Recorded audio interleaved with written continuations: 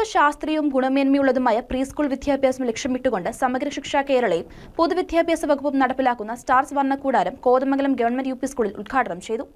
കോതമംഗലം BRCയുടെ നേതൃത്വത്തിൽ government UP. School കോതമംഗലത്ത് സമഗ്ര ശിക്ഷ കേരളയും പൊതുവിദ്യാഭ്യാസ വകുപ്പും കുട്ടികൾക്ക് ശാസ്ത്രീയവും ഗുണമേന്മയുള്ളതുമായ പ്രീ സ്കൂൾ വിദ്യാഭ്യാസം ലക്ഷ്യമിട്ടുകൊണ്ട് 10 ലക്ഷം രൂപ ചിലവിൽ നിർമ്മിക്കുന്ന സ്റ്റാർസ് വർണ്ണക്കൂടാരം 2024-25 പ്രൊജക്ടിന്റെ നിർമ്മാണോദ്ഘാടനം Kothamangalam municipal vice chairperson Sindhu Ganeshan നിർവഹിച്ചു. പ്രധാന അധ്യാപിക കുമാരി K. സ്വാഗതം ആശംസിച്ചു. വിദ്യാഭ്യാസ standing committee chairman Jose Varghese, municipal വികസനകാര്യ സ്റ്റാൻഡിംഗ് കമ്മിറ്റി ചെയർമാനും വാർഡ് കൌൺസിലറുമായ K.A. നൌഷാദ്, കാലടി സർവകലാശാലയിലെ മുൻ vice chancellor Jacob Ittoo, cluster coordinator Honeymol MM, PTA president Susamma Baiju എന്നിവർ ആശംസകൾ അർപ്പിച്ച് സംസാരിച്ചു. സ്കൂൾ വർണ്ണക്കൂടാരം ചാർജുള്ള Jincy Joseph, Priya AT, Aswathy KK, specialist അധ്യാപിക ജാൻസി എബ്രഹാം, അധ്യാപകർ, PTA, MPT അംഗങ്ങൾ, രക്ഷിതാക്കൾ, വിദ്യാർത്ഥികൾ തുടങ്ങിയവരും ചടങ്ങിൽ പങ്കെടുത്തു. സ്കൂൾ സീനിയർ അസിസ്റ്റന്റ് BVTE ചടങ്ങിൽ നന്ദി പറഞ്ഞു.